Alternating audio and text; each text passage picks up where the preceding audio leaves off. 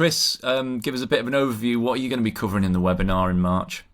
Yeah, I think that's going to be the gist of it. I think we've talked before about setting up GA4, some of the limitations, the overview. Now we're just going to get into the nitty gritty. Like, how do we use it? How do we use it for measurement framework? How do we create actionable insights out of it? We barely touched on it in the last webinar, and some of the feedback was, if you're a new user, this is fantastic. For a more advanced user, we need more. So this next webinar is going into that we need more section. So it is going to touch on the GTM. It is going to get into the buckets. It is going to get into the strategy and reporting, like the reports that you need to use, but also how to create them, how to customize some of your pages on there, what to look for. So, there's lead gen clients and whatever your events are, how to get them up and running. That's where the GTM piece comes in. If it's not covered, automatically, in most cases it's not. For ecom, it's so much easier. Ecom events are tracked, purchases are tracked. Yep. Those are events that you don't necessarily have to track through in GTM. But we're going to go through all of that,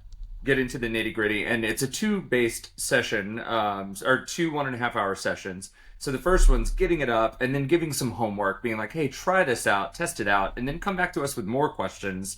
Let's get into the next phase of that. So it's going to be getting into the super nitty gritty that we deal with as analysts every day. And I'm really excited about it because I think people have been asking for it for a while, but we really haven't been able to do it effectively without just constantly dealing with the challenges that we've had. And now I think we understand the challenges. We may not be able to solve for them, but here's our workarounds.